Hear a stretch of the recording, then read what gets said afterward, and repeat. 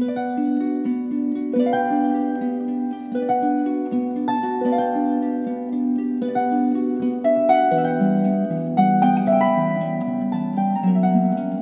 is Wednesday here, which is the moon, and I am your hostess, Blythe Spirit, and it is Deity week. So this week I am going to be covering the goddess Hecate, Hecate, however it is that you want to pronounce it, and it's also spelled two different ways, spelled H-E-C-A-T-E or H-E-K-A-T-E, and that is just I think the Roman and the Greek thing.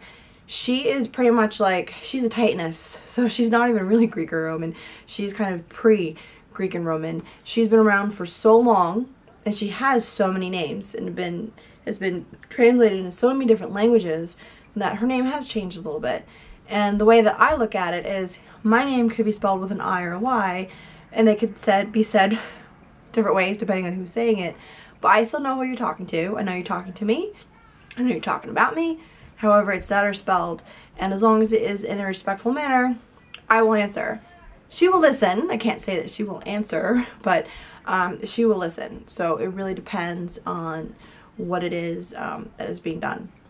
So the biggest misconception about her is that she is a liminal god. That is, she is a triple goddess. She's not a triple goddess. She is a liminal goddess. And many times she's depicted with three faces or multiple faces, and that is because she sees everything. If you look at it, she doesn't have the young, middle-aged, and old face. She has the same face, but she has a different expression on her face. So it really depends on what it is. She can have that very strong face, she can have that bitch face, and she can have that very, loving face. So it really depends on which aspect of her that you are speaking to. If there ever was a goddess that was pretty much everything, it would be her. I feel like she can help you with literally almost everything. My kids keep interrupting me. She can help you with almost everything. So what liminal means is she is a goddess of the sea, the sky, and the land. So she is everywhere. When I do meditation and when I speak to her, she kind of looks like a wizened teacher. I have never seen her in like the crone. A lot of times she's depicted as a crone. She's very wise, but I've never seen her in that that hag look. So that is a really big misconception with her. But a lot of people may see her differently because I feel like she adapts to your situation. So my situation is different from your situation, so she will help me out with certain things. She's gonna help you out with certain things. Maybe I need tougher love than you do, so she acts more like that strict role model teacher type. I don't know how else to explain it, but every person I've talked to that works with her, it's been a little different. So they see her a little bit differently, which is good because she is giving you what you need. And that is another thing. She doesn't get you what you want. She gives you what you need. So when you call upon her, watch out. A lot of people are scared of her, and she's not scary. She's never been scary to me, but she will kick your ass if it needs to be kicked. And it's a good thing. When you're going through it, whenever you're going through a hard time, you're always worried or afraid, or it's like, oh no, my world is ending. But when you get out of it, you're like, all right, now I understand why. When she is putting you through a test, go with it. Don't fight it. You have to go with it, or it will be a lot harder in the long run. And I speak from personal experience with that one. You have to kind of go with it, no matter how much you want to fight with it. So I feel like she is one of those goddesses that when she claims you, and I feel like she claims her people more than they claim her, she's always there. She's just always there. She does allow you to work with other deities. I don't feel like she is selfish in that way, or she can be a little possessive. Not necessarily possessive, because she knows that there are areas in human life where she is not as proficient.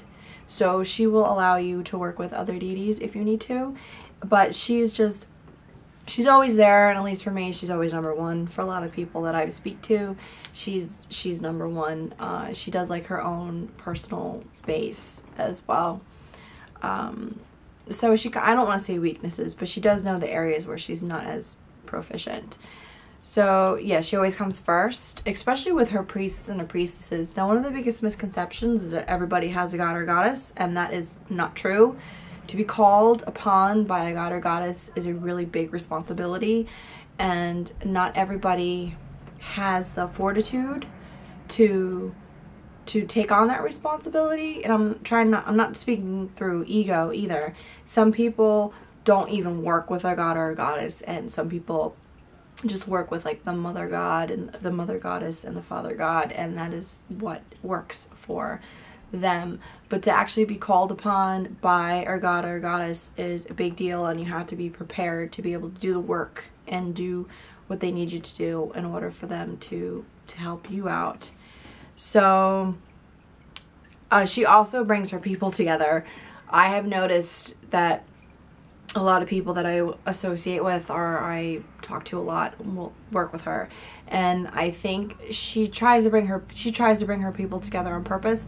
I don't know if it's the way with any other god or goddess, but with her, definitely.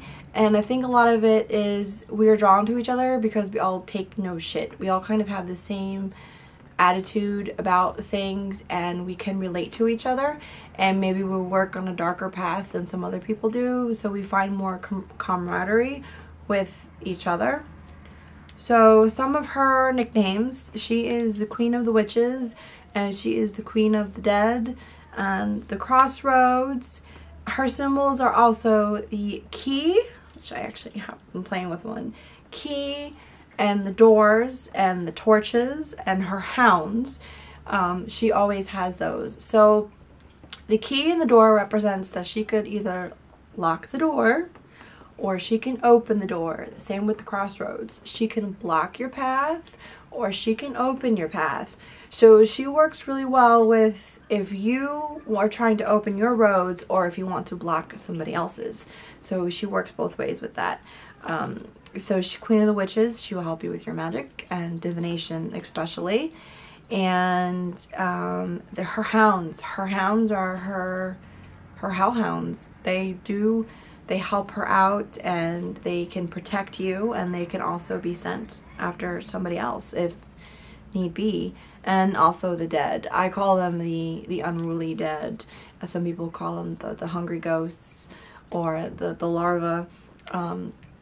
They are the unruly dead, and she is also of the graveyard. So if you go to a graveyard to do something in her name or to bury something, always leave an offering.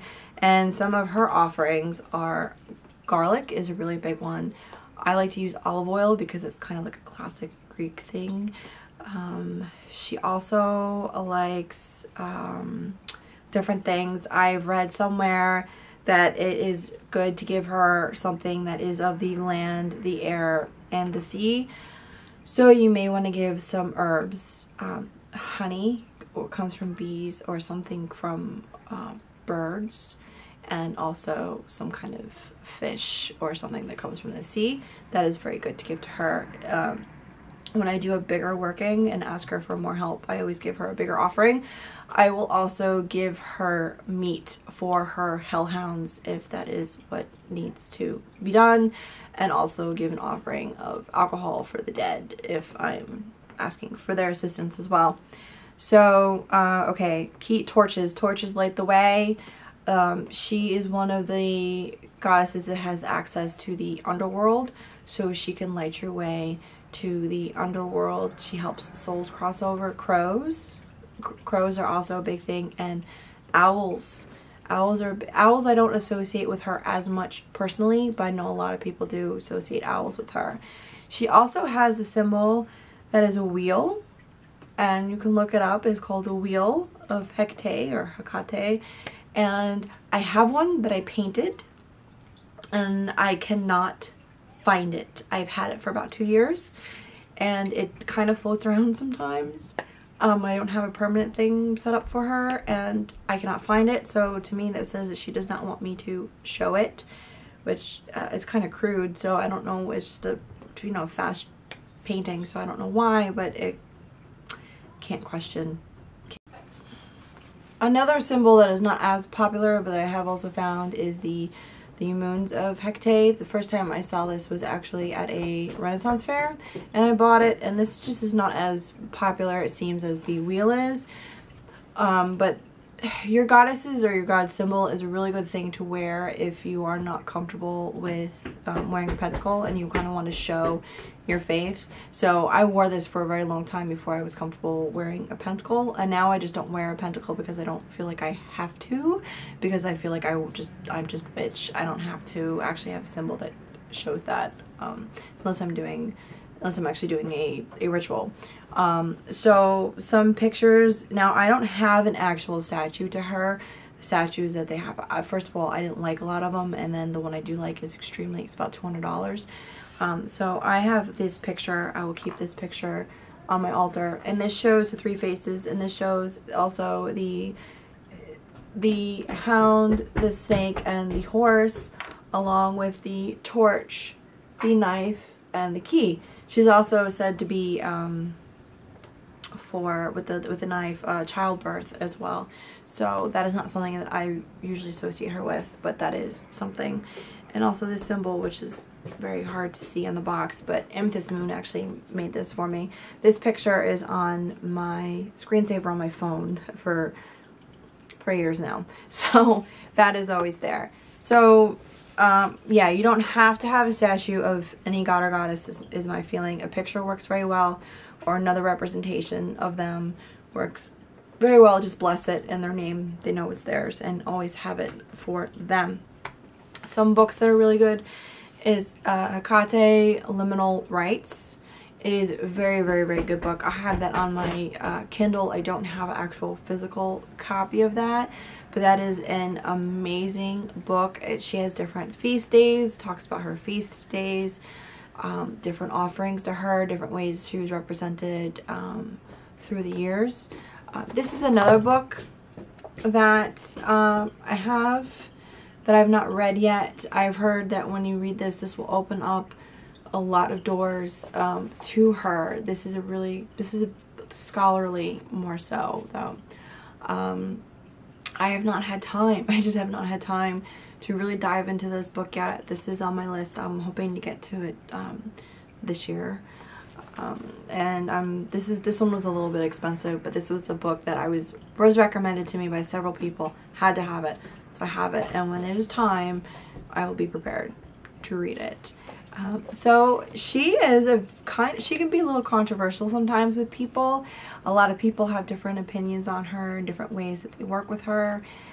So if you have any questions or comments, or have anything special that you do for her, I would like to hear them in the comment section. I have, for a while, I was doing, oh, I forgot about this part. The best time to work with her is during the dark phase of the moon. That is before the new moon. They're not the same thing. A lot of people say do not do magic during the dark phase of the moon because you're supposed to rest, like with the void moon. I think it's both a bunch of crap. I do magic during the void moon, and I also do magic during the dark moon. I just know what I am doing. So dark moon is a really good time to work with her, as when I do my divination for her, part of an offering I do for her. And also she'll really get rid of that stuff, that junk that really needs to be taken out of your life, and she does it quickly and swiftly and with no mercy. So if you have any questions or comments or anything, please feel free to leave them in the comment section, or if you want to do a video, that would be awesome too. And have a good one.